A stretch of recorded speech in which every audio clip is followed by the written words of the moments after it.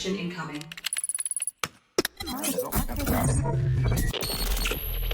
Connected. Welcome to episode 15 of Rogue and Blasted podcast. Thanks for joining us. This week we're going to be looking at old gits, us, getting back into the hobby and the observations we've had, improvements or downgrades. So good for people coming back in the hobby, or if you're you might kind of want to know what you missed out on. We're going to, of course, tackle some Grimdark Would You Rathers, which are getting grimmer and darker by the week, mostly thanks to Dan and Connor. And stick around at the end, we're going to see who is fighting who in our Who Would Win. So, Dan, you said you got a Grimdark Would You Rather. Do we want the dark one first or the annoying one first? Let's build up to the dark one. So would you rather James paint nodding. 2 miles of Gilliman trim or 1 mile of scout heads? Should we start with James? Obviously, if someone's watched this podcast before, they'll know that my hobby skills are next to nothing. But that's changing, James. This could be great practice for you as well. Yeah, in this instance, I think that perhaps there's a chance I could get into some kind of flow state with the Gilliman trim. Okay. You know, once I kind of get in the zone, perhaps I could channel Gilliman himself and his concentration levels. Nice. And I think I just find that slightly more enjoyable for me. Just sort of your brush control at the end of that mile is going to be insane as well. Yeah. You'll be catching flies with this brush. Yeah. Like Mr. Miyagi. Yeah. I'd go for Gilliman. Nice. Sorry? Context, and I have some questions. Yes. How are we painting them? No airbrush. To what's tabletop with a layer brush, standard layer brush. Because I was just picturing James like just walking down the line with his Rattle tried can. and trusted raffle cans, or then walks over with a dip and just pours it. Yeah, just dip. Yeah, I think I'd take the mile of scout heads because I quite like painting faces, and I'm just coming to the end of painting Gilliman, and so I can't look at any more gold trim. That for was a just long the time. one Gilliman. Okay, nice. Yeah. Wicked. I can't remember if I was talking to Connor last week. I think if I was to repaint this Gilliman, I'd spray him all gold and fill in the blue. It'd actually be a lot quicker doing it that way. Really? Yeah. Pro tips there for if you're going to paint Gilliman, spray him gold first. Sweet. How about you, Dan? 2 miles of Gilliman. However, it's because I'm going to try and do it in the Grimdark style. So it's like, hopefully, basically just gold, some kind of corrody effect, and then just enamels, and then go back along with the like. Gilliman would not have corroded armor, Daniel. Mine Not a would. chance. Yeah, okay. He's been in Nurgle's garden. He's had a bit of a rough time. Yeah. Yeah. There's a law reason, obviously. Yeah. There's always a law reason for something. Yeah. Nice. All right. And what was your grim one? So would you rather kill Lucius the Eternal No. or be killed by Urien Rakarth? I don't know who that is.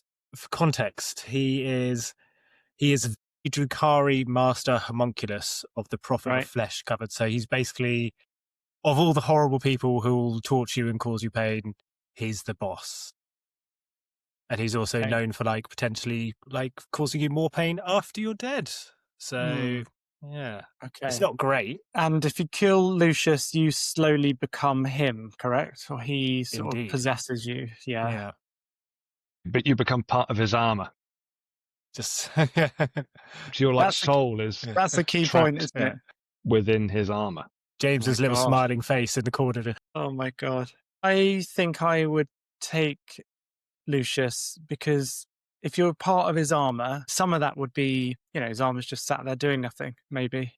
Yeah, but what if you're like the box? Like cricket players have.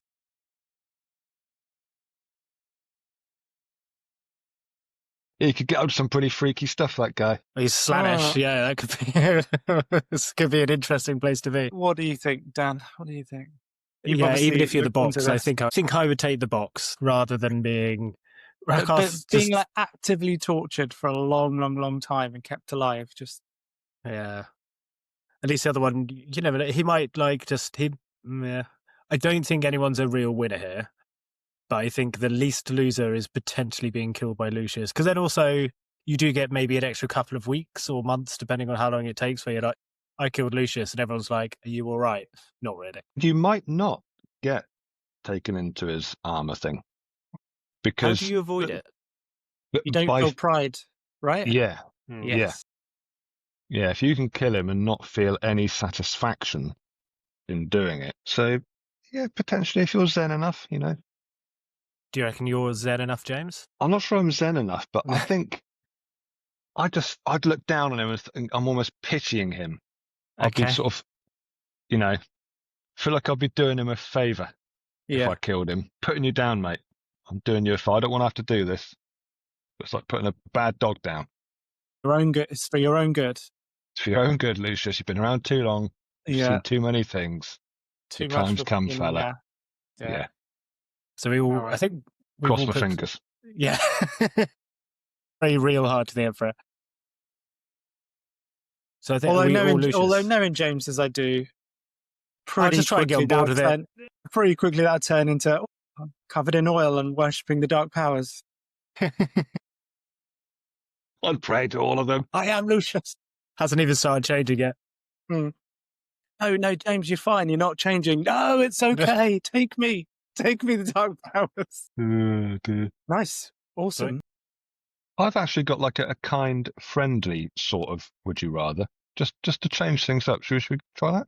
Yeah. Please, that would be a For a pleasant. change? Okay. So you're going to be going into battle against... This is going to be the darkest one we've ever Yeah. had, isn't it? 100%. No. Let's say it's against Chaos Space Marines. Mm-hmm.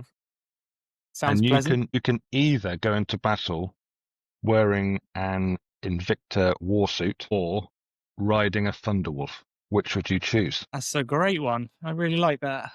And I've just pictured myself zooming into battle on both of those. So there's a great option. But did you say we're against Chaos Space Marines? Yeah, say Chaos Okay. Space Marines, yeah. So I've been on the receiving end of the warsuit, and it sucks, especially when your 20 blob of termagants gets hoovered up in a single round of shooting. But the wolves, I just can't get over. In my mind, they do look a bit goofy, so I'm just like, I'm going to sit myself in the Invicta, matrix it up, just sort of do the sort of slight lean back thing, 2 guns at each hand, just blowing shit away. Yeah. That's the way to go. Maybe like a cigar, take the helmet off. Yeah. Yeah. Perfect. Chalk up another kill on your little roll bars there. Have the servitor Yeah. do it for me. Little Yeah, Connor-shaped servitor sat there. Yeah, just- the Christmas servitor. Thanks, Connor. James, what do you reckon? How did you picture yourself? Going into Well, battle? initially, I thought it would be the warsuit. Oh, yeah. It's the better piece of kit, but it would be great riding on top of one of those massive wolves, wouldn't it? It'd be great fun. And he'd be a buddy. Yeah.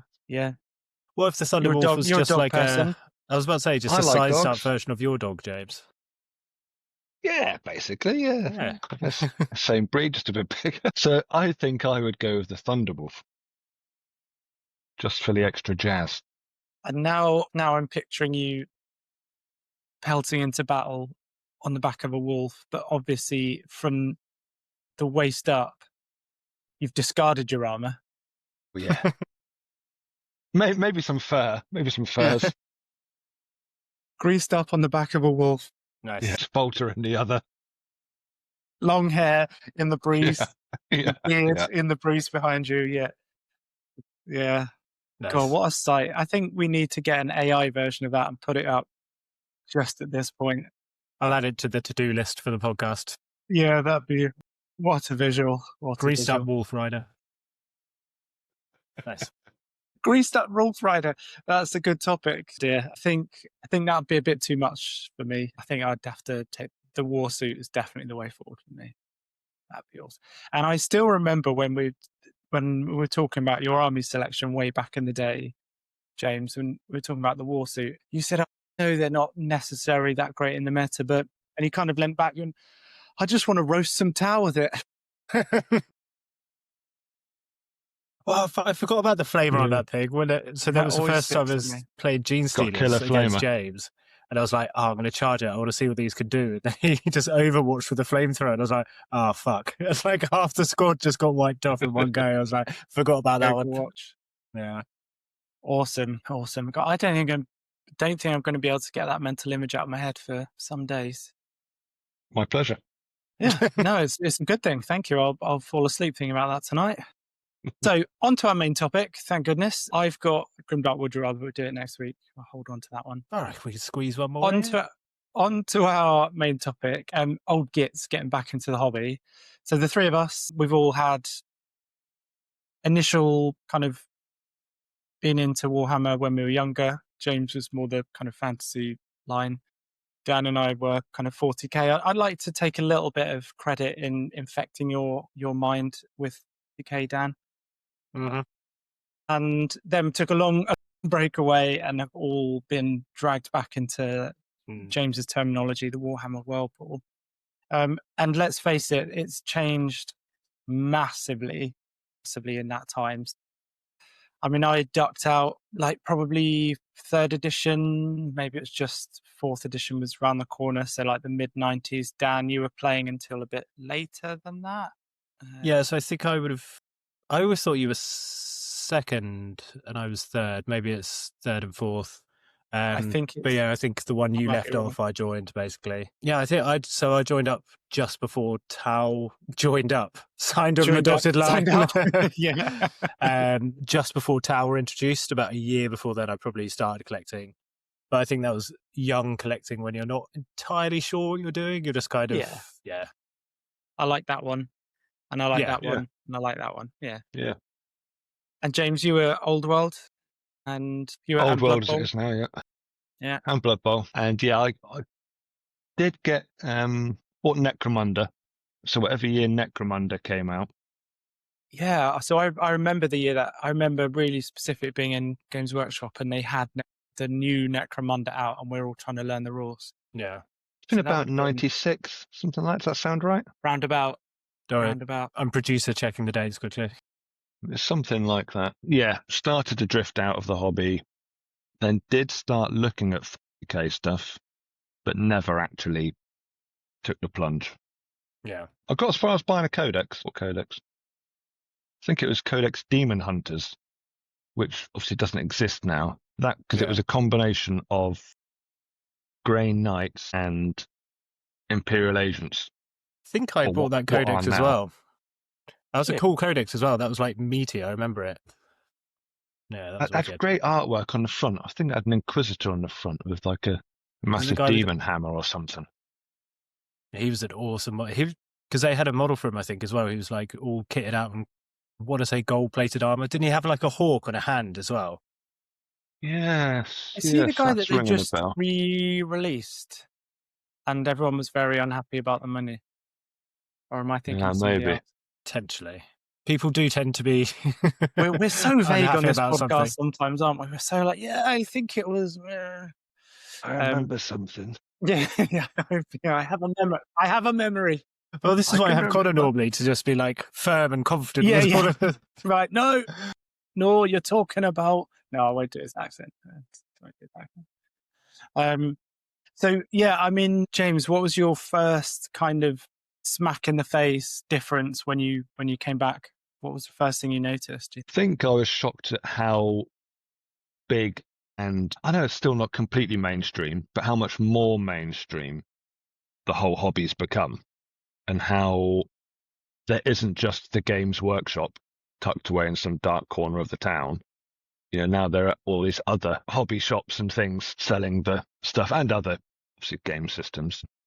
Yeah, I think for me that was the biggest thing I realized. And then in terms of the actual miniatures and stuff, it's just the crazy range. There's everything now, isn't there? And I guess perhaps also the painting.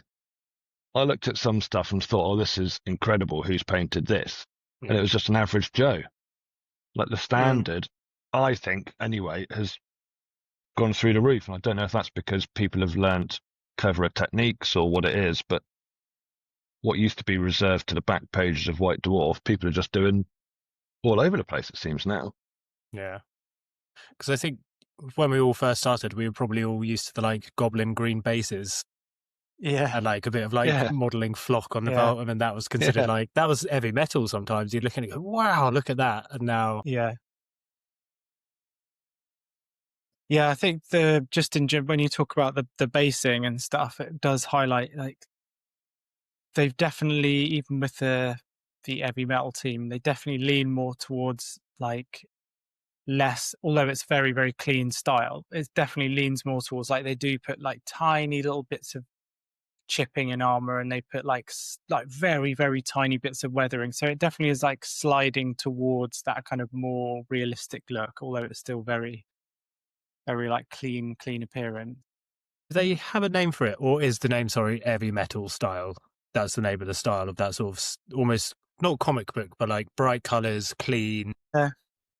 Yeah, well, I guess there's no sort of agreed industry term, but most people would refer to it as like the box art style or heavy metal style. That's what people know it as. Yeah. Okay. Yeah. Yeah. What about you, Dan? What was your first kind of? Because you went out. So I sort of trailed off maybe when I was about 14, 15 and discovered Yeah. drinking and friends, basically. And I was like, oh, well, got to go do this for a few years. Yeah. So But what, it what never were you had- collecting? What were you collecting at the time before you disappeared? So started with Space Marines. No, that's a lie. Started with Eldar, which has like a 12-year-old or maybe even younger. The mechanics behind that was just like pretty challenging to learn. Then third edition Dune is launched with their like, it's when they first went from all those pretty ugly old models, started having like a cohesive theme. So instead of having like a bright blue unit yet to like a green unit next to a red one, they were sort of like themed colors. You had all the biomorphs and everything. Did those for a Yeah, while, and then went to some of Space those Marines. first Tyranid models were frighteningly bad, weren't they? Well, I remember thinking of them quite lovingly, like, oh, I used to love that. And then when you Yeah. actually see pictures of them nowadays, like the Screamer Killer next to the Yeah. new Screamer Killer, that's quite a jump in quality. Yeah, which does highlight one of the big differences is that That's the huge. the quality of the sculpts now is so good. Like they're so Insane. detailed. They're so much better at getting like cohesive look to a range. Yeah. Rather than, this one next to that one looks a bit odd, and then that one looks a bit odd. And I guess the technologies have come along. So it used to be either plastic or lead. And now the plastic technologies are just so good. And you put them next to the lead stuff, and the old lead models they look like they've just plastic models that have been melted a little bit. Yeah. You just never get the definition, do you? Or do you remember trying to clip off because James, you built some of the old metal models as well, didn't you? Yeah. So you're trying to clip off like the bits of, it was just basically like a needle of sharp metal sticking off the model in like various points where it would be cast. And then trying to clip those off and get it smooth. It just never quite worked. And then you would have essentially a big flat heavy piece of metal which you had to super glue to another big flat heavy piece of metal. Yeah. You spend an hour holding it together, you take your fingers away and an arm would just drop off and you're like, great. Yeah. Oh, yeah. You'd have even just the smaller models, and I can still picture it so clearly. Trying to glue my captain's arm on, and every time I'd get him out to play, his arm would drop off. Like every time, so I'd have to move around the table with his arm sat on the base every time. And then the super glue would build up, so you'd just be gluing like a layer of Further and super glue further to a out. layer of super and bigger gap. Yeah. So like the hobbying side of stuff has really come along, and fair play to Games Workshop, like they've really like moved with the times, and they've really like tried to improve technologies as they've gone. They've moved along. I think the only exception is their resin stuff. It's stuff pretty horrid. Still, I'm guessing it's all CAD nowadays. But is anything still sort of like hand sculpted? Do we know, or is that maybe a sort of secret of Games Workshop? Because it feels like it's all sort of computer design now. But yeah, honestly, I'm not sure. I would guess that it's CAD. Yeah. Because, the proportions are all very uniform. And if you look at the old hand sculpted stuff, like you can just tell it's hand sculpted because you look at it from a certain angle and the face might be squashed, or, the proportions are just slightly off or whatever. Yeah. And even just the way that the parts are arranged on a sprue, you can tell it's just like super efficient. Like we've got to fit all of these bits onto 3 Yeah. sprues, and just the way it divides it up on a sprue, just no person would think of that. No, Like that's a where good the point. divides in the model are, but I don't Well, know. you talk about like the old sculpts being not necessarily realistic. I mean, Space Marines. I mean, when they like at the time, What do you mean? like just the proportion of an old firstborn Space Marine. Yeah, And for yeah. what, 20 years, no one really was that bothered by it. And then Primaris came out and everyone looked and went, oh yeah, that's what it should look like. Yeah. Just even that jump up in quality was, yeah, insane. Yeah, that's true, actually. What do we think gaming wise? So I think the major one I noticed is when I used to play back in third, you didn't really, it was quite a straight game. You just had your units and you just sort of played with them. And now, obviously, with sort of command points and stratagems and secondary objectives, that's a whole layers of complexity and strategy on top of the game, which I think is very, very cool. It took me a second when we first started playing it, but once you get up to speed, it just opens up so many cool little options and ways to play the game. That's probably, I would say, the biggest change that I've noticed coming back into it, at least from my point of view. What do you reckon, James? Yeah, I'd say the same. I think some people debate it. I think it is good we've got rid of the templates and scatter dice and things like that, which, you can never quite get those templates right, could you, to see which model is completely under. Is it half under? Is it 3/4 under? It was, and I know some people don't like, there's a bit of maybe a lack of realism to the game now. For a while, it sort of switched more towards, if your model's facing that direction, then it can shoot that direction. But if it isn't facing that way, it can't shoot that way. Whereas now, none of that matters. All of that stuff's been smoothed out. I think Dan's right. By getting rid of all of that stuff, it's allowed them to concentrate on the actual game and like more the decisions you're making and the combinations you do with stuff that I think is more fun. Some people will argue, but I think that's a really good point, James, actually, is because you're spending less time worrying, like, is my tank facing in this direction so it doesn't get hit in the rear armor, and much more like, next turn I need to push up this flank using this stratagem to go the extra distance and do this to claim like that objective, which I think is fundamentally for most people maybe a more interesting choice to have to make at that point, unless you are sort of, to say there, to be honest. some people really like a war simulator, don't they? Like a war Yeah. simulation. But it's never going to really be that, is it? Because we're playing with models on a tabletop. I think by making it, this is definitely a game and you're going to have fun playing this game, I think that's a better avenue. Yeah, I agree. Yeah, sort of And embracing that if side you of it. want to look at it from like if you're commanding an army, so you're like the overall strategic commander, you're not going to be telling your tank face this way. You're just going to say, right, this is the objective I need you to go and get, and then your tank commander or sergeant will decide how that gets done. So kind of, even if you want to be a bit more granular about like the fact that it is a war simulation, then that sort of works as well. Yeah, I Yeah, think 100%. so. Is there anything that we think has gone the wrong way? From the tabletop game, I remember especially third, you could customize like everything, and I'm not just talking about your captain and giving him cool war gear. There was the third edition Tyranids. You could basically invent entire units by taking your base Gorn and adding on different biomorphs. So if you wanted it to go fast, you could give it like extra adrenal glands and all the rest of it. Or that rings a bell. Ethan, that was awesome, and I feel like a lot of that's been lost.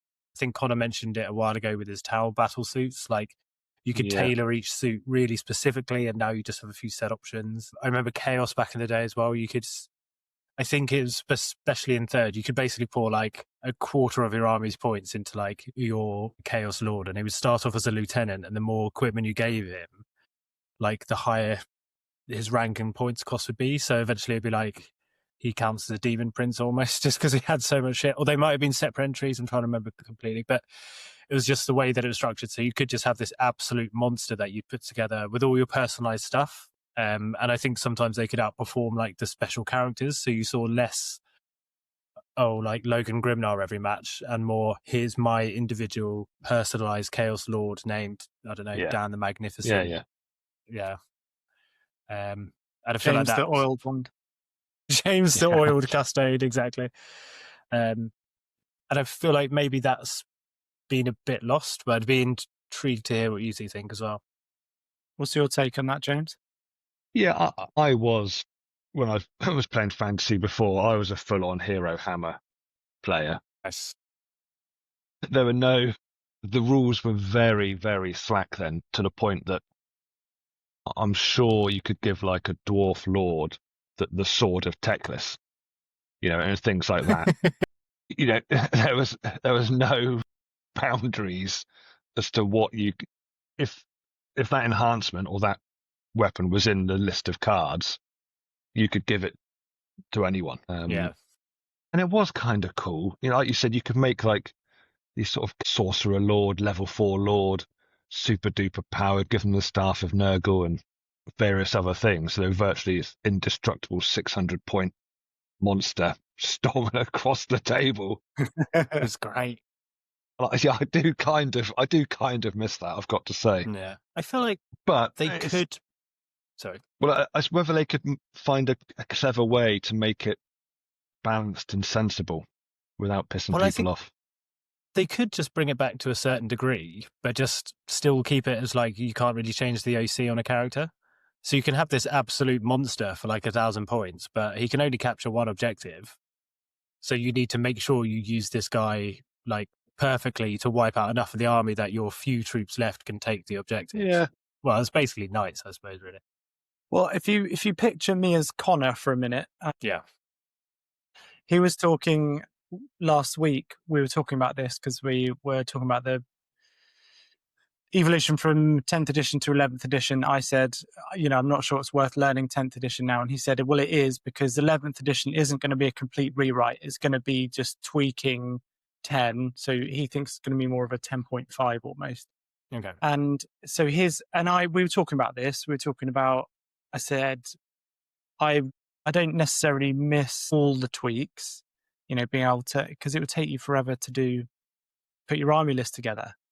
Because, you'd be there like, okay, well, I want this sergeant to have this weapon, and it would take you forever. But his take on it was, I think, probably about right, as usual.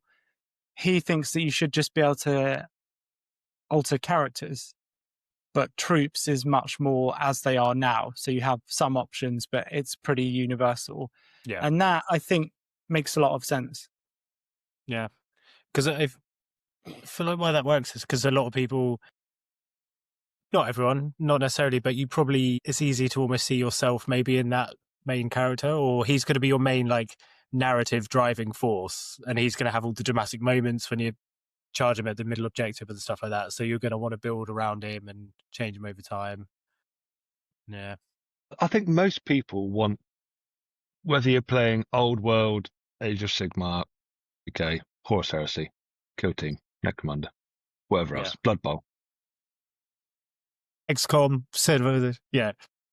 You want one character or one thing on your army that is kick-ass, and you think, now Rambo or This is Paul Atreides. Yeah. Paul's now going to go and wipe out that squad because he is that good. I think everyone kind of wants that one The hero. thing, and you can't really have that at the moment. You can't have that. Right.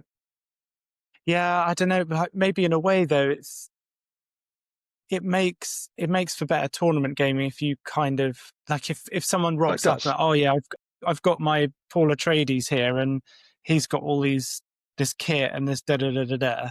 Like, you sort of never quite know what you're up against. Yeah. But yeah, then I think that opens the door to abuse a bit more, though.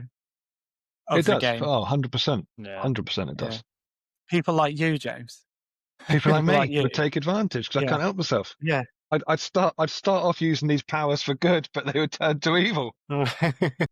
Before I know it, covered in oil, worshipping the dark powers. Yeah. Yeah. Yeah. I am switching back to hobbying a little bit. Anything that we feel like has gone in the wrong direction, and because we were sort of quite pro hobby stuff, is there anything that we're against? So Like building, painting, that kind of realm. again, as the quality of the kits has gone up, the customization again in the kits has gone down, I think. Like I remember, and I get why, like because these are so much more complicated, they're probably a lot more difficult to get to work in specific ways. But say the old Space Marine tactical squad, you could like a million different combinations to put them together and different poses and stuff. And now They still exist. we have. Although they're probably being phased out. I imagine so. But yeah, that level of sort of customization isn't there, because that would be amazing. Say with like the gaunts and I've been put together, you're putting together 40 models, which are essentially 10 different sculpts 4 times each, and you just sort of they do look great, they look amazing, they're still so much better than they used to be. But then sometimes you just want to be able to, like, even if you could just like do a slight head turn or a slight sort of weapon configuration without having to get the pliers out and start clipping stuff, would be pretty cool. And then I do miss my old Bix box, which just had like thousands of spare hands and arms and heads and stuff from back in the day, which you got from that. Yeah, that thing about the Bits box makes me think of when I think when I did my first commission coming back to the hobby, I bought a few random models, and then I was like, oh, I've got loads of these like spare arms, spare weapons, spare heads. That'll be great. Getting Bits box started off. And then I think when it came to the next one, I was looking at my Bits box and I was thinking, well, this is all completely redundant, because you can't, without getting the green stuff out and really, really going for it, you can't, there's nothing that interchanges really, because it's all very specifically designed. And I couldn't believe how complex the instructions and the models were. Like just a simple intercessor squad or, whatever it is. Like you have, like you say, Dan, back in the day, you'd have like 10 bodies and you'd sort of put them all together, and then it was pretty freeform after that if you really wanted. But now it's like, well, this front has to go that back. Those have to go with this specific left leg and that specific right leg, and that arm. And otherwise it doesn't really fit together properly, or it looks a bit, something that James would have made in his basement, maybe. It all looks a bit freakish and gnarly. So yeah, I think that is missing nowadays, is that sort of easy customization. Yeah, no, I agree with that. Bit more sort of mainstream, beginner friendly, perhaps. Some of the kits do seem pretty complex. Yeah, like you were a bit scared when I was sending you pictures of the sprues for your stuff, weren't you? Yeah, I mean, like that Tyrannofex or the Norn that you've just built. I mean, how many parts were they? Not too sure. They don't take that long, but then. But you're pretty into it. You've done stuff like that before. You know what you're doing. But imagine handing that over to someone. Yeah, imagine handing that over to. If you got halfway through your model and just said, "Right, James is going to finish this off," would you be confident? Yeah, that's a good point. It must just be because it does let them do these more advanced sculpts.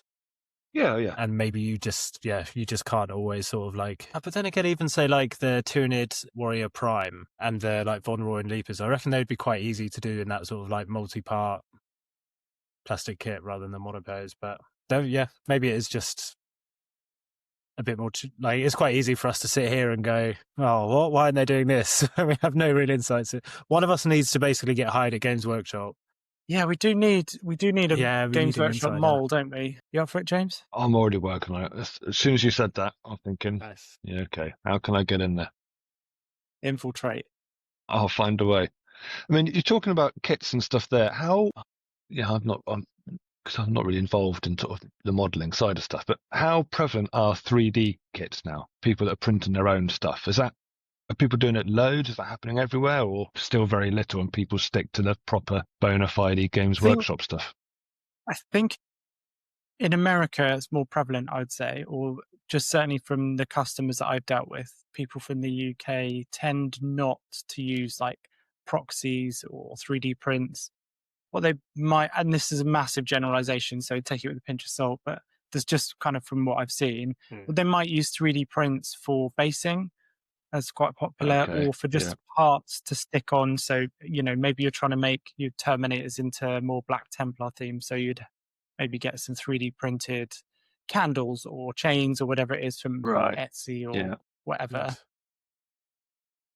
But yeah, in the US, I see a lot more like actual proxying, like people, for example, someone's just commissioned us to do a Space Wolf Dreadnought, and he's sending the 3D print, and it's a very close resemblance, should we say, to Bjorn the Fell-Handed. It's not like it's different enough that there's no copyright infringement, but that's Still the right-handed. probably yeah, exactly, yeah. So so there, like, I think it's getting more and more, but I think people just, you can always tell a proxy, you can always see like there's just something off about the dimensions. There's something, it just doesn't quite hit the mark like the GW stuff does, and some of them are very good.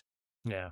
Um, Because I think from what you said, what makes loads of sense to me is fitting it in for the stuff that Games Workshop either won't do or just makes absurdly expensive. Like you said, those little extras of like the candles, or say you want an extra 100 purity seals to make your guys look super gothic. Like, to get them from Games Workshop that's a massive pain. But if you can just print them out for probably very, very cheap. Yeah. I'd be fascinated to see where. No, sorry, I was going to say, with basing in particular, it's the advances are amazing. One that I've used a few times is they do like a Gothic ruin, and again, it's called like Gothic ruin. It's not called Imperial Palace, which is very clearly what it is. But it's perfectly designed for Custodes, our favourite faction, and so I've used that loads of times, and customers really like that because it just fits the aesthetic perfectly. And Games Workshop don't do anything like that, so you're not going to be able to get that anywhere else. So I think it's a great niche, and I think there's independent 3D printers are really, in a positive way, have stepped into that gap. Because GW, I don't really get why they don't do stuff like that, because they could clean up with like basing, and it could be. Could it be almost them protecting the community?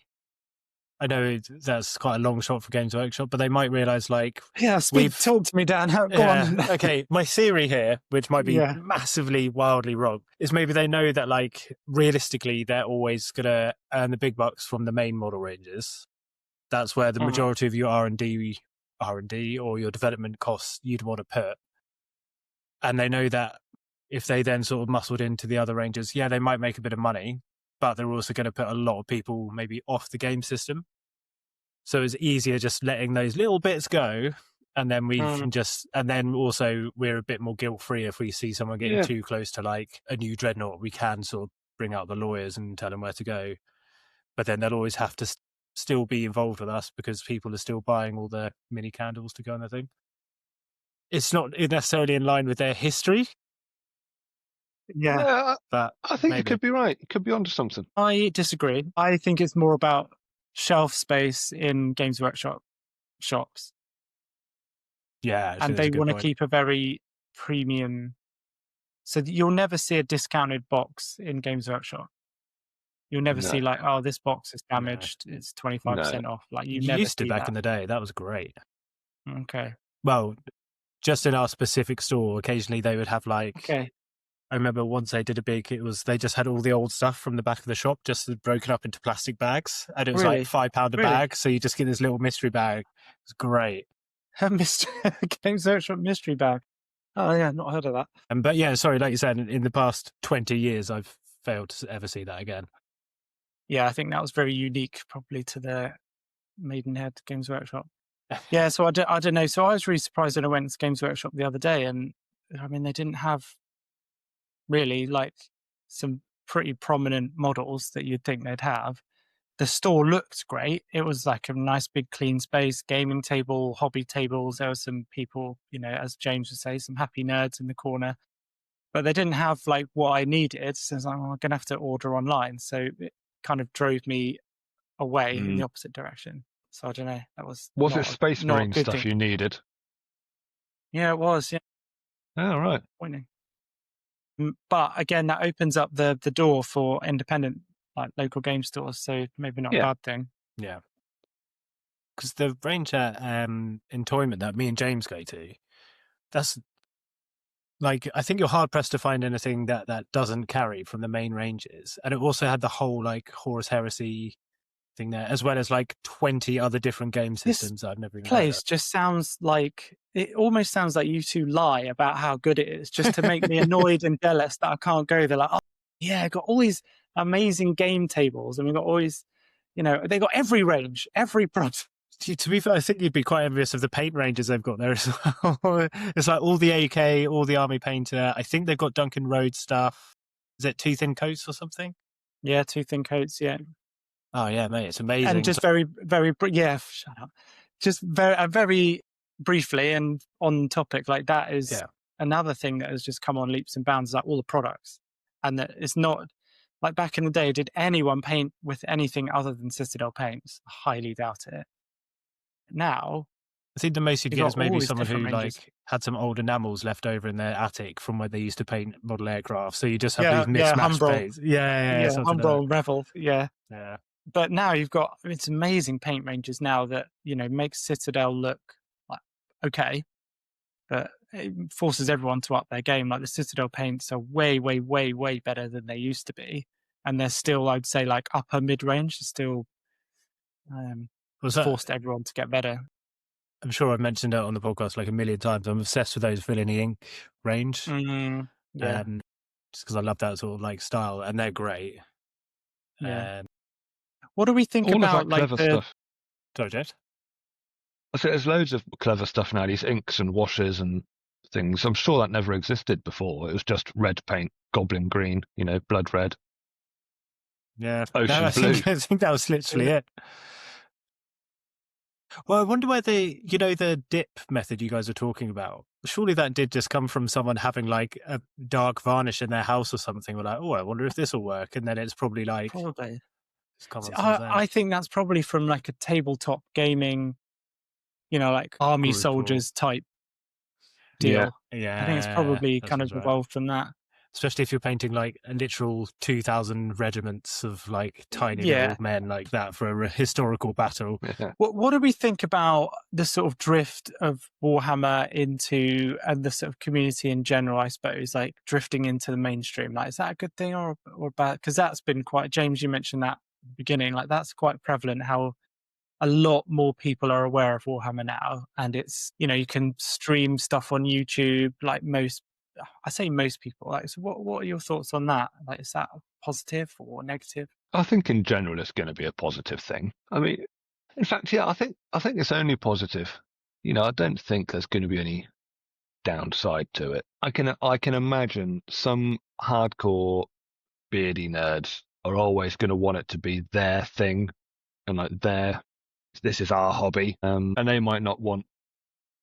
So when me and Dan go and play 40k, they might not want to start getting filled up with these norms coming in and playing probably 40k, which probably is going to be, and probably for now anyway, it's sort of the more mainstream of the games. But in general, I think it's only going to be good. The more investment that goes into it, the better, and we'll get better content to be able to watch, better little cartoons to watch, Astartes 2 and 3 and 4 and whatever else they make afterwards, I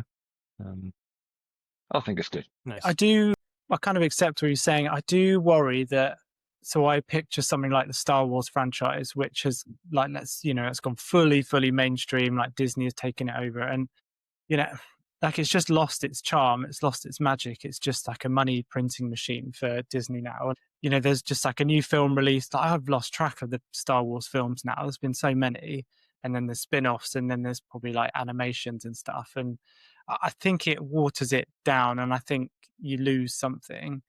And the thing with 40k is a lot of the appeal is just how grim it is.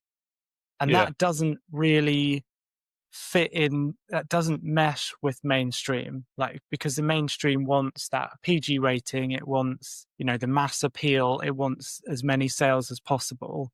So I do worry that it's going to start chipping away the edges of like the grim stuff. It's like the Emperor, who we know consumes 1,000 psychers a day, well, are they going to be encouraged to sort of set that or not talk about that again? Because, well, Henry Cavill's series, we're going to be talking about the Emperor, and we don't really want him. Do you know what I mean?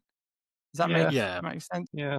I think what might be interesting would be, so they're making Dune 3, or they've finished filming it, maybe. Have they? Maybe, we big def- maybe. I we, think I may have we in passing seen something, but we definitely versus 40K. there's a few similarities. Yeah.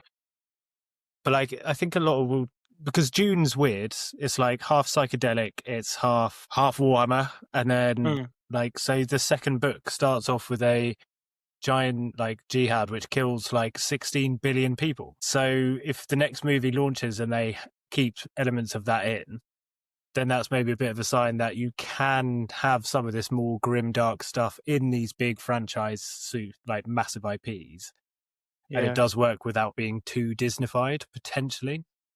So that could almost make whoever's going to be working with this IP in the future sort of turn around and go, oh, we can actually trust the audience to deal with this kind of thing. Or that grim darkness is just maybe a bit of a naturally built-in thing to be like, it can get huge, but maybe there is a limit that it won't make it to quite the Star Wars areas of the world. Yeah, because I also look at like the Alien franchise, which the Alien first film, it's kind of like a space horror, and then the second one, for me, it was like the pinnacle. Like Aliens was the best film, and then that was proper grimdark. That was pretty gnarly. Had nightmares about that. Like, but it was what an amazing couple of films, and you can see how that mainstream, third Aliens I thought was absolute trash. And then they just been rolling them out ever since. It was like Resurrection, and then there's like Alien versus Predator, and it just got worse and worse and worse. And more like, and I suppose you can't really argue that it's mainstream, but it just gets into like a trope, doesn't it? It kind of is now, I reckon. Yeah. Yeah. Who's done it right? Who would be a good model for them to follow? Bit worrying. That's what what I worry Two about. recent Mad Max films have been okay. True, actually. That's been on an upward trend, I would say, over the past, but then they took big gaps, and then he did, because I think, is it Fury Road, the one with Tom Hardy? Yeah. I think that's the better one. One first name sounds to them, Tom. Oh, yeah. Tom. My mate Tom. And I think, again, because like the vast majority of that was, they took like 10 years to get to the point where they could film it, or like even longer, put so many ideas into it, and then filmed 90% of it for real.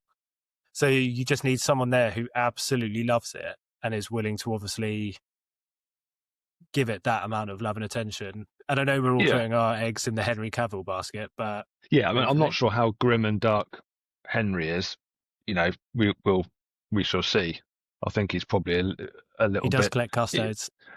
Yeah, I was going to say, I think he doesn't mind getting a bit. He doesn't mind getting a bit oiled up. Come on, Henry. I've seen you in Immortals. We've seen you in that film. You've got a little bit of dirt on your face and a lot of oil. I've heard he plays Magic the Gathering as well. So, well, if we could get him, Dennis Villeneuve is the guy who did Dune, and then someone else who did something like quite dark to sort of do the more weird esoteric. It's like put a trio of people to control that IP if it ever does reach that mainstream. That might work. Or just bring back some of the original artwork people from Warhammer. What's the name? Blanchitsu? John Blanche. Blanche. Yeah. John Blanche. I nearly said Henry Blanche. Yeah, John Blanche.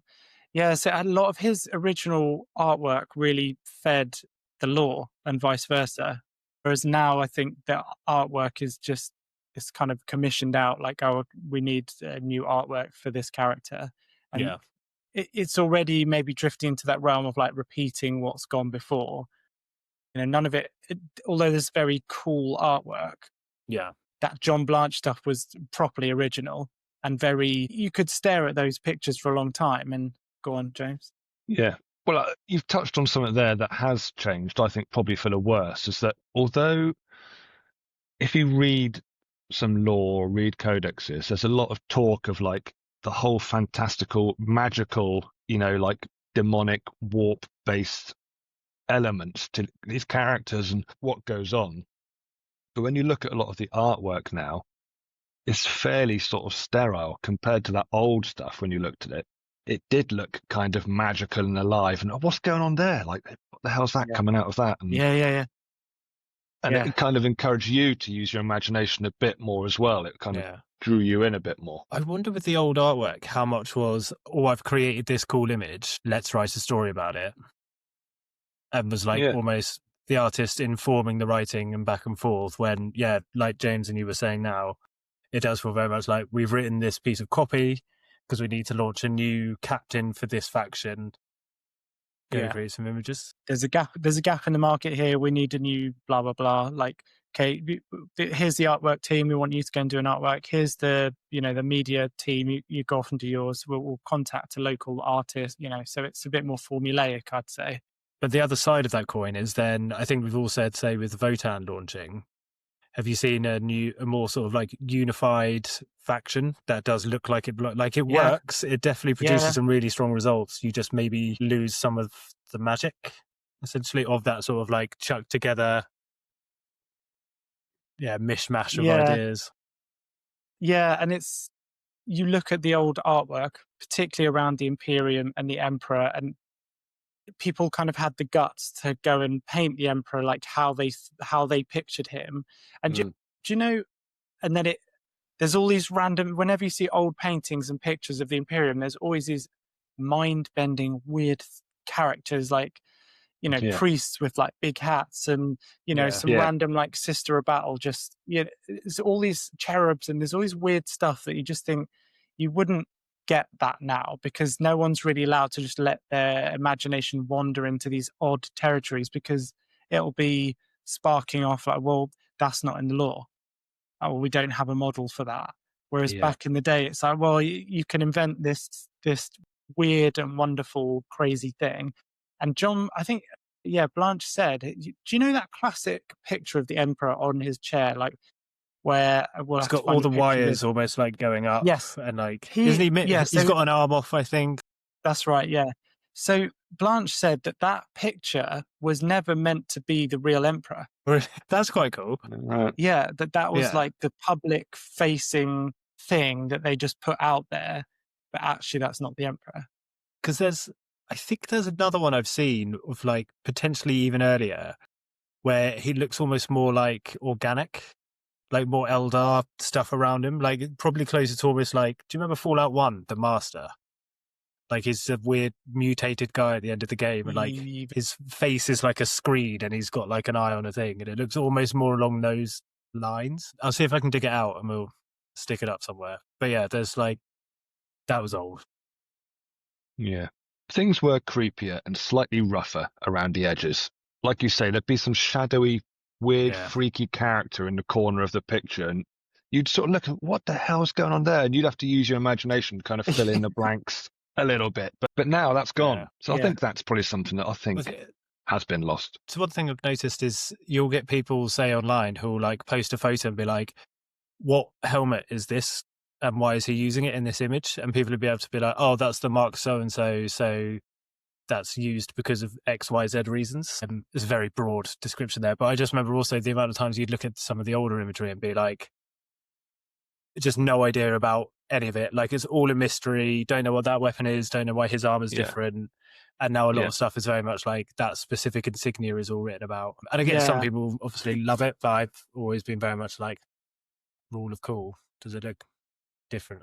Yeah, that kind of sterile edge has come into it. I think the community is now like a massive improvement to how it used to be, like online and off, because it, like we were talking earlier about it going mainstream, it hasn't even gone mainstream yet, but the community is massive, like bigger than, I would argue, probably bigger than almost some AAA rate like star games, or at least it's more loyal or more long term. Like your group of people consistently playing Warhammer, I imagine, is less likely to switch to a new gaming system than say your group of people playing Call of Duty. And they do seem largely pretty positive once you get out of the toxic online spaces and meet people for real. They're all pretty great. Yeah, I think you're right. There's still some troll type ish characters lurking around online, you're always going to hate certain things. But For certain. but yeah, in general, I think you're right. Everyone's very helpful. There's not as many. I felt there used to be sort of gatekeepers. As you went to Yeah. the Games Workshop, you had to get through a couple of sort of stages before you were in, didn't you? Yeah. Yeah. So I think that's gone.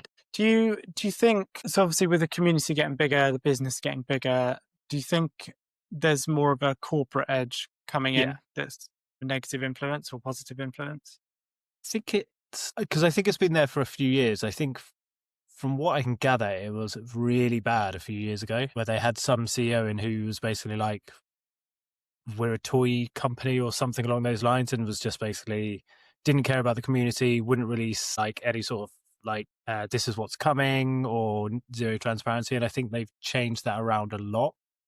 Obviously it's still not perfect and they still do all the IP stuff, but it does feel like it's better, and they've actually recognized like, oh, these are our fans and they're incredibly loyal, maybe we should be half decent to them. Yeah, so that's Games Workshop, but what about surrounding, because you've got like a lot. No. What you've said is a totally valid point, and I agree with you. I think GW corporate image is a lot better than, say, it was like 10 years ago, 10, 15 years ago. I heard a lot of horror stories from people who worked in the stores, from customers. Like, it was just generally known that you just didn't want to be a Games Workshop employee, or that's what it felt like from the outside. Now that image seems to have faded quite a lot. They seem to, but as the whole industry gets bigger, you've got a lot of other corporate interests like paint companies, like, media companies, commission painters, like all of that kind of thing. Do you think that's a positive thing? That's a tough one. I mean, I can only speak from how I found people at events I've gone to and shops I've gone to, and they've all been very welcoming. And I think regardless of what game system it was, I think I said I was going to want to play, they still would have been positive about it. And maybe that is just, customer service and they're making money, so they want to be positive. But in any case, the final outcome is I've had a better experience than when I used to walk into a Games Workshop 30 years ago. Yeah. So I think that's good. That could be in part because you have these different interests coming in. So it forces people to have to play a bit nicer and up their own game a little bit, because the default is not necessarily Citadel paint, Citadel glue, Citadel basing stuff. It's a much bigger ecosystem to pick from. And maybe their way of carving out their own little spaces has been, okay, well, we will have then the better version of this very niche product, but then we'll also be better at maybe communicating or teaching people or offering alternatives. So yeah, I would say actually it's positive, I think.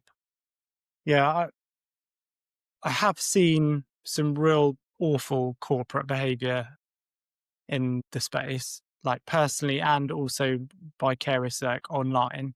The overwhelming majority seems to be people get that this community is quite like self-regulating. If you step out of line, you might get away with it, but everyone remembers, and you'll feel the wrath. Yeah. I definitely feel like we're in a sweet spot at the moment. So we've kind of emerged out of that like super niche, you almost feel intimidated by it. And we're not quite at the sort of Star Wars Aliens franchise. We're sort of in that sweet spot now where we've got good, good money coming in. There's a good feel around it, good community. Everything feels like it's moving in the right direction. I guess the fear is like what avenue that takes, and maybe the Emperor will guide us. But like I have seen, I mentioned I didn't make the cut actually a few episodes ago. Just I was talking about corporate behavior by one particular studio. So there are some standout examples of how the corporate edge you have to factor it in. Like, yes, it means that the end user generally will get like a better experience because all these companies are competing for your time, attention, and money. But within the industry, I think there's a lot more wranglings now between different companies, and that can get kind of ugly behind the curtain. Do we think maybe part of this is reflected in the fact that people will like generally vote with their wallets. But I also think when it comes to these sorts of things, cheapest is not always the winner. This is one of the few areas, because it is a bit of a luxury, that people will go for the thing that they like more or want to support more. It just means that you're not going to win just by being cheaper. You need to also do the other work, and you do need to support a community rather than, say, trying to like all the car boot nonsense that other company did. Yeah. You need to actually be a part of the community in order to actually be considered like a legitimate company to work with or buy from to a certain degree. Obviously, there's always going to be some people who just won't care or won't give a shit. But I think because it is a community, then if you give yourself a bad name, people will remember. Yeah. Don't know. Does that make sense?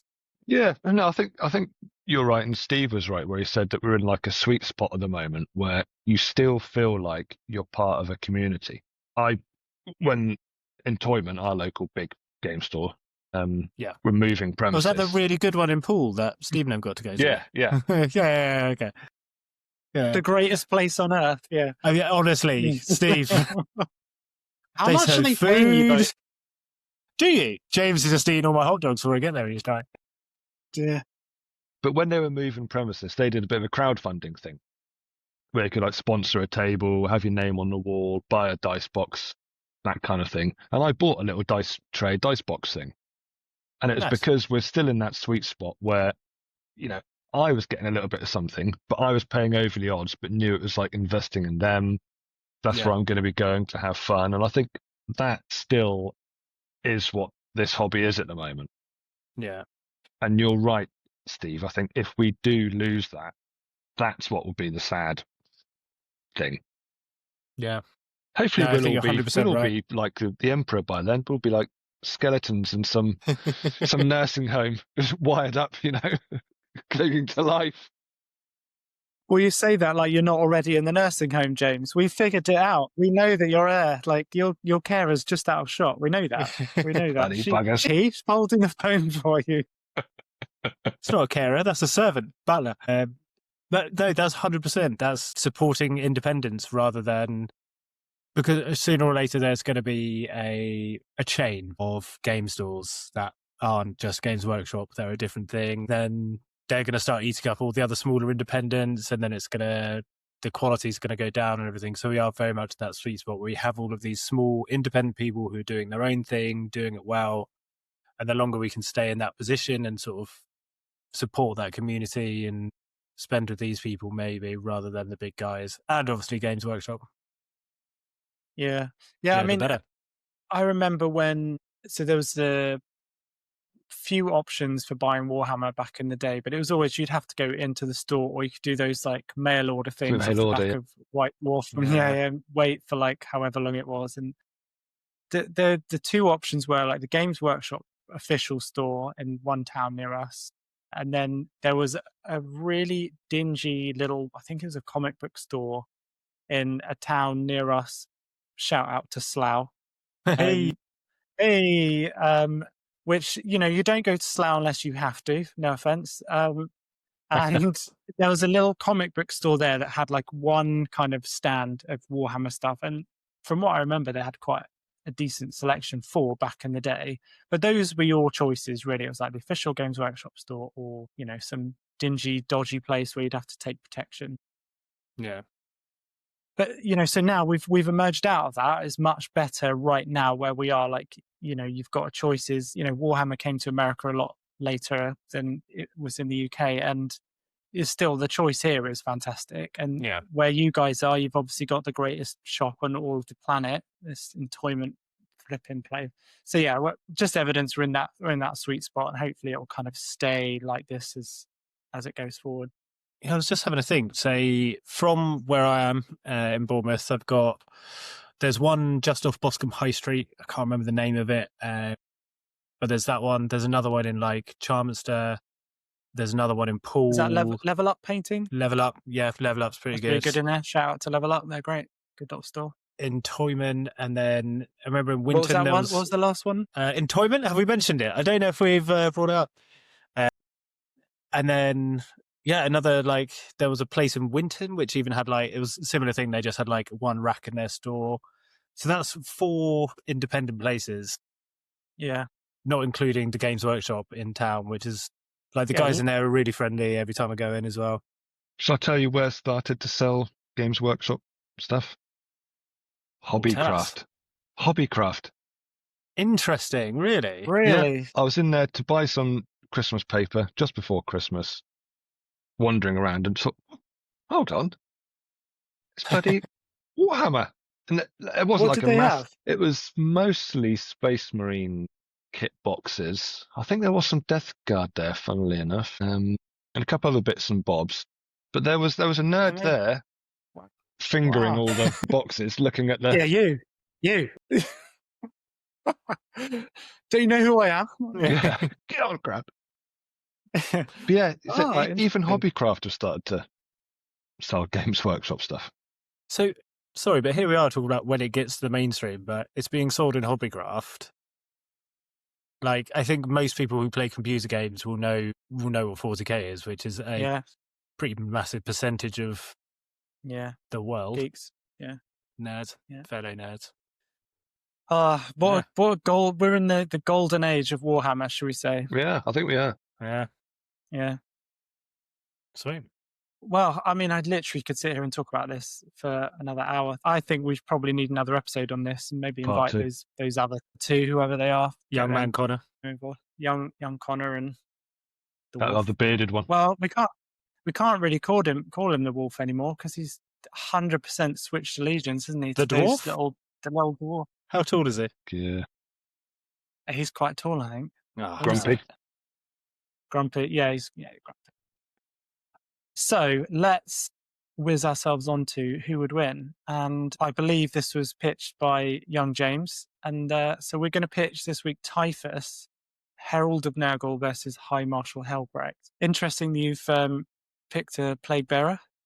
So James, talk us through how you think this will play out, and because you're pretty good on the lore of different war gear. So what do you know about these guys? Well, I'm really not sure. I mean, obviously, Typhus is now, he's like a low-key demon prince.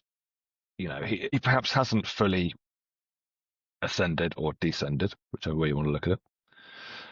But he is no longer just an Astartes Plague Marine. You know, he's more than that. He's been killed a couple of times, and Nurgle just brought him back to life. Yeah. He's pretty busy in general, isn't he? Yeah, I mean, he gets up to a lot of naughtiness.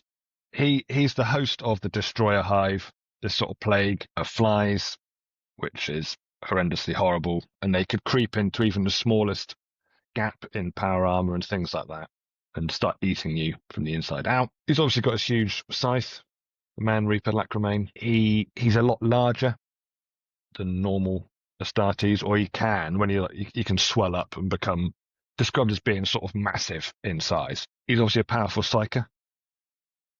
See. Yeah, powerful psyker, and he's only half human. Sad tale.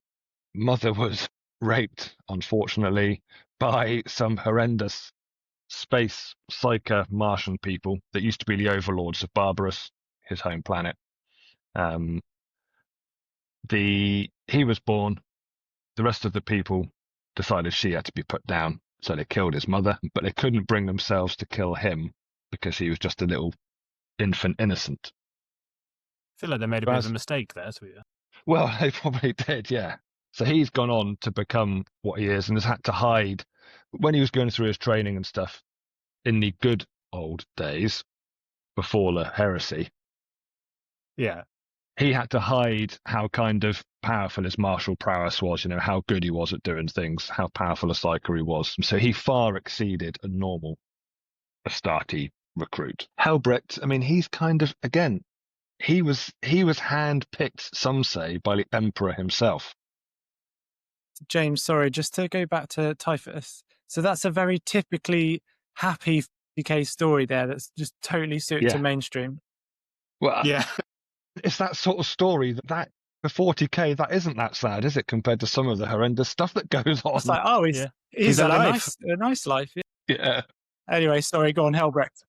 Helbrecht, some say handpicked by the Emperor himself, who sent out one of his psychic messages to the custodes, and the custodes kind of went and found the child, made sure he's protected, blah, blah, blah, blah, blah.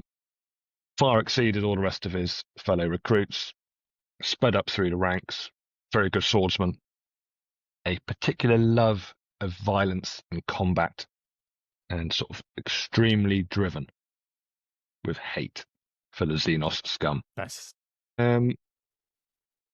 Artificer armor, iron halo, which is kind of a force field, probably one stolen from Dune. It's kind of a gravity-based force field type thing, so probably another idea stolen from Dune. And borrowed.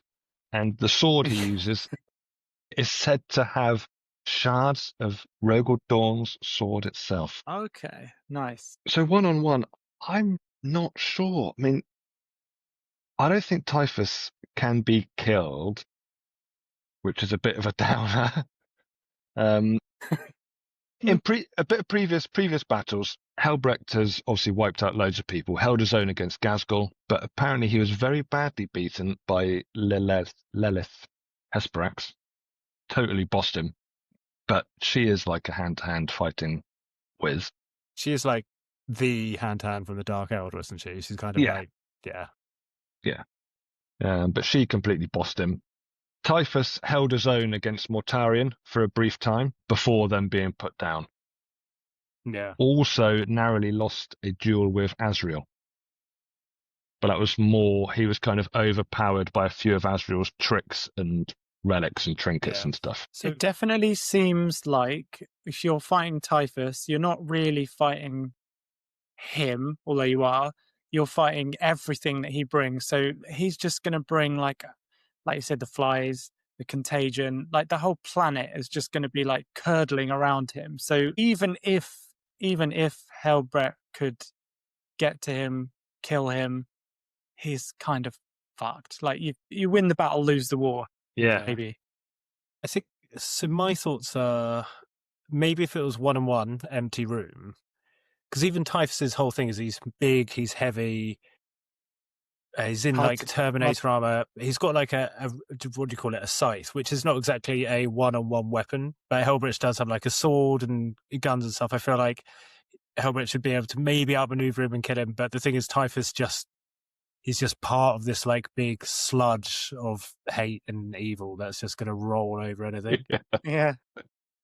Which, to be fair, the Emperor's, the Black Templars would probably happily run at him and set fire to as much as they could. But I feel like Typhus is the one more likely to walk away from this. Well, he's got a ranged weapon as well, so I guess it depends. So what's Helbrecht's got? Like their combi weapon? It's like a melter. It's a melter and a flamer.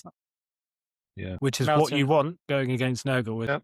I see your scythe, and I raise you this melter gun. What's the deal with his scythe? Has that got anything? That's maybe taking it a bit literally, but it's poisoned. Yeah. I mean, isn't it dipped in the filth from Nurgle's chair or something? Yeah. If it breaks your skin, you're dead. Yeah, you don't want to nick yourself shaving with it. Could it be some kind of draw? Oh, do we do draws? Well, I don't know. Maybe. So they should be locked in combat for the next 100 years. Yeah.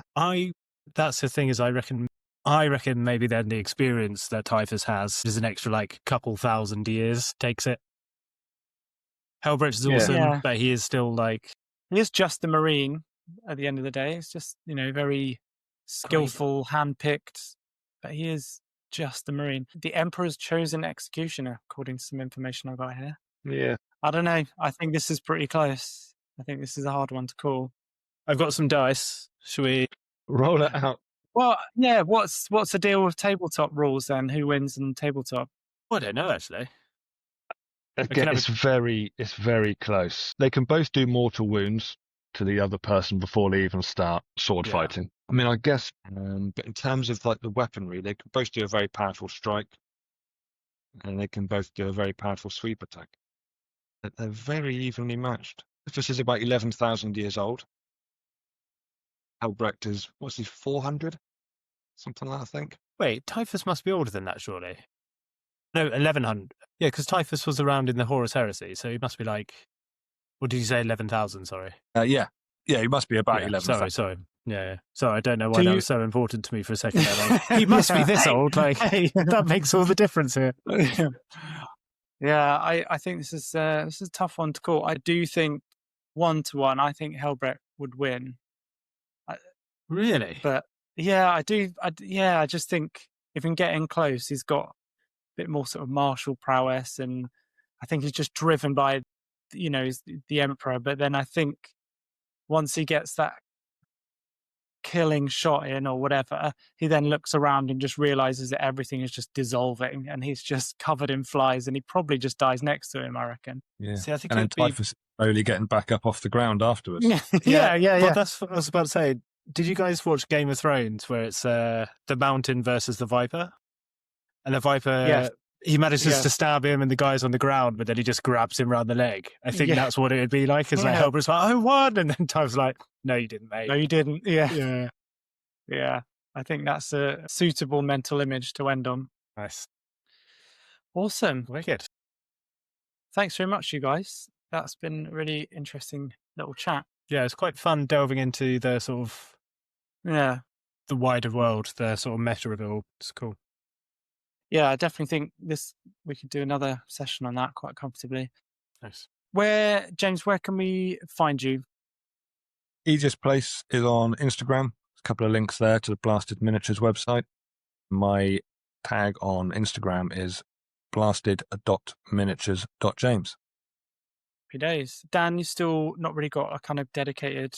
No, there's a little Warhammer. TikTok called Grimdark. It's very, very small, but I want to start, now these models are new painted, I'll start getting them up. James wanted to float the idea of us doing a little battle report, maybe the next time we have a little match. That would be really We cool. get some Yeah, that'd photos, be write really it up. cool. Yeah, nice. Yeah. And where would you play this battle? Have we mentioned the store that we go to sometimes? So it's, Yeah. So if we're going to have to contact them, just be, look, we're basically sponsoring you. We're basically giving you a shout out every 5 minutes on our show. they listen to it and they're like, can you stop, please? Yeah. Yeah. Cease and desist. Brilliant. Well, if you're listening along, please give us a like, follow, subscribe. Really helps the show. If you've got a Grimdark, would you rather you'd like for us to tackle, you can email it through at studio@rogue-miniatures.co.uk. If you want your Rogue and Blasted t-shirt, which none of us are wearing right now, then you can get one of those at either rogue-miniatures.co.uk or blastedminiatures.com. If you're interested in commissions, please get in contact. So you can do that at the email address studio@rogue-miniatures.co.uk. If you're a fan of Battle Report channels and you haven't already found Daily Dice, please go and check them out. They do regular reports with some really nice looking armies. And at some point, our resident Connor is going to be appearing on those. What, have we got a date for that? Not yet. No, not yet. I think as well, James was quite interested in that idea. He was saying they've never had Tau on the channel, which I thought was quite interesting. So he was debating whether to take Tau or the sides, but he's... God hates Tau. We should all probably comment on it quite a lot, just being like, who's he Why playing against? yeah. Like, go on, Yeah. Space Marines. We love the channel. Don't ever play Tau again. Yeah. Oh my God, this podcast is racking up a lot of enemies, isn't it? Never mind. Brilliant. Well, yeah, thanks for joining us this week, and thanks to you two, and we'll see you next time. See you later. Peace. See you later, guys. Rogue transmission ending.